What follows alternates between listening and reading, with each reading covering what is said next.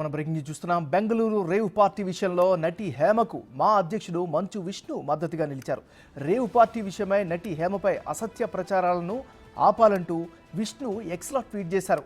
ఆమెపై నేరం ఇంకా రుజువు కాలేదని, ఎవరికి వారే తప్పు చేసినట్టుగా నిర్ధారిస్తే ఎలా అని ఆయన ప్రశ్నించారు. ఆమె దోషిగా రుజువయ్యే వరకు నిర్దోషిగానే భావించాలని పేర్కొన్నారు. పుకార్లను ఆధారంగా చేసుకుని కథనాలను ప్రచారం చేయొద్దని విష్ణు కోరారు.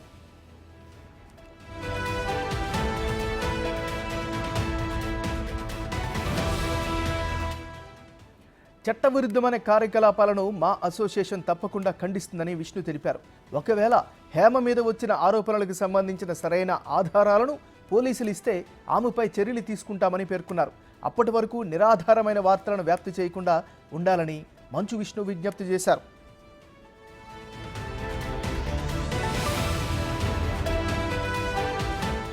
ఈ నెల 19న జరిగిన రేవ్ పార్టీలో నటి హేమ పేరు బయటకు రావడంతో టాలీవుడ్లో సంచలనంగా మారింది.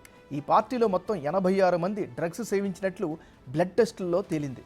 నటి హేమ బ్లడ్ శాంపిల్లో కూడా డ్రగ్స్ ఉన్నట్లు గుర్తించిన పోలీసులు ఆమెకు నోటీసులు పంపిన విషయం తెలిసిందే. నటి హేమ రేపు బెంగళూరులో జరిగే విచారణకు హాజరు కానున్నట్లు తెలుస్తోంది.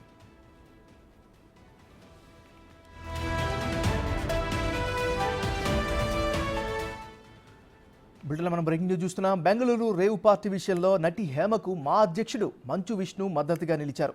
రేవ్ పార్టీ విషయమై నటి హేమపై అసత్య ప్రచారాలను ఆపాలంటూ విష్ణు ఎక్స్లో ట్వీట్ చేశారు. ఇక ఓవరాల్ అప్డేట్స్ని మా రిపోర్టర్ రానా లైవ్లో అందిస్తారు. రానా, చెప్పండి, ఈ కేసుకి సంబంధించి టాలీవుడ్ సంబంధించినటువంటి మద్దతు అయితే కనిపిస్తున్నట్టుగా తెలుస్తుంది. ఓవరాల్గా ఏం జరుగుతుంది, నెక్స్ట్ స్టెప్ ఏంటి?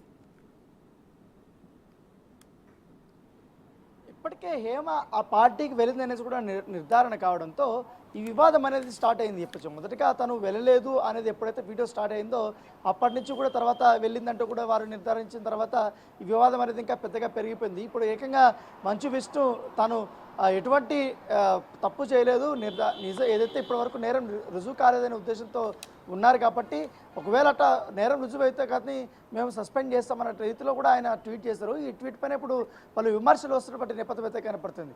ఆల్రెడీ ఎప్పుడైతే చాలామంది దాంట్లో పార్టీలో పాల్గొన్నారు, వాళ్ళెవరు కూడా ఇలా వీడియోలు తీసి నేను అక్కడ లేను, నేను వేరే చోటున్నా, నా పైన కావాలని అసత ప్రచారాలు ప్రసారం చేస్తున్నారంటూ కూడా ఇట్లా ఖండించలేదు.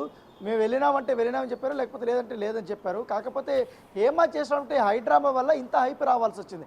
అయితే ఇక్కడ ఎవరు కూడా హేమ పైన పెద్దగా నేరారోపణ ఎవరు కూడా చేయట్లేదు. కాకపోతే తను అటు పార్టీలో ఉన్నా కూడా లేనట్టు చెప్తున్న ఉద్దేశం మీదే ఎక్కువగా ప్రసారాలు చేస్తున్నారు. కానీ ఎక్కడా కూడా తను నేరం చేసిందనేసి కూడా ఎవరు చెప్పట్లేదు. కాకపోతే ఎప్పుడైతే డ్రగ్స్ సంబంధించినటువంటి శాంపిల్స్ తీసుకున్నారో ఆమె నుంచి, దాంట్లో కూడా ఆమెకు పాజిటివ్ వచ్చింది. సో పాజిటివ్ వచ్చిన తర్వాత ఆటోమేటిక్గా నోటీసులు ఇచ్చి విచారణకు పిలిపిస్తారు. ఇప్పుడు విచారణకు కూడా రేపు వెళ్తుందా లేదన్నది కూడా ఒక ఉత్కంఠ పొంది ఖచ్చితంగా రేపు కానీ ఎల్లుండి కానీ ఆమె విచారణకు వెళ్ళే అవకాశం ఉన్నట్టుగా తెలుస్తుంది. అయితే ఈ సందర్భం పక్క జరుగుతుంటే ఇప్పుడు విష్ణు సడన్గా వచ్చి హేమకు మద్దతు ఇవ్వడం పట్ల ఇప్పుడు అందరూ కూడా విస్మయం వ్యక్తం చేస్తున్నారు.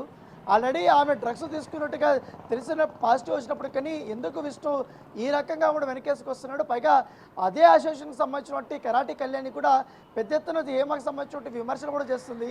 మరి ఆమెను ఏమనట్లేదు, కేవలం విష్ణు మీడియాని, సోషల్ మీడియాని టార్గెట్ చేస్తూ ఈ రకంగా కూడా ఆమెని మద్దతు ఇస్తూ ఈయనని విమర్శలు చేయడం తగదంటూ కూడా ఆయన పైన ట్రోలింగ్ స్టార్ట్ చేసినటువంటి నేపథ్యం అయితే కనపడుతుంది. ఎందుకంటే గతంలో అనేక మంది టాలీవుడ్ యాక్టర్స్ పైన కానీ వీళ్ళందరిపైన కూడా ఆరోపణలు వచ్చినప్పుడు ఏ రోజు కూడా మంచు విష్ణు స్పందించలేదు. కాకపోతే హేమ విషయానికి వస్తే మాత్రం ఎందుకంత హుటాహుటిన స్పందించాల్సి వస్తుంది అనేది కూడా వారు క్వశ్చన్ చేస్తున్న నేపథ్యం. సో పక్క ఈ ఎపిసోడ్ ఉండగా ఎప్పుడైతే 86 మందికి సంబంధించినటువంటి ఇప్పటికే ఆధారాలతో సేకరించారు పోలీసులు, వాళ్ళకి నోటీసులు కూడా ఇచ్చారు. రేపటి నుంచి వారికి సంబంధించిన విచారణ అనేది స్టార్ట్ కాబోతుంది.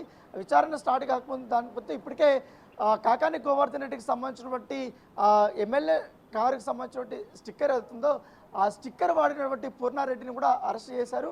అతను కూడా క్వశ్చన్ చేసినటువంటి నేపథ్యం కాబట్టి ఎక్కడి నుంచి ఈ స్టిక్కర్ వచ్చింది, నీకు ఎవరు ఇచ్చారు, ఆయనకి నీకున్నటువంటి సంబంధాలు లేని దానిపై కూడా ఇప్పటికే క్వశ్చన్ చేశారు. తర్వాత వాసు ఇప్పుడు ఆల్రెడీ చాలామందికి సంబంధించినటువంటి ఇన్ఫర్మేషన్ ఇచ్చినట్టుగా మనకు సమాచారం అవుతుంది.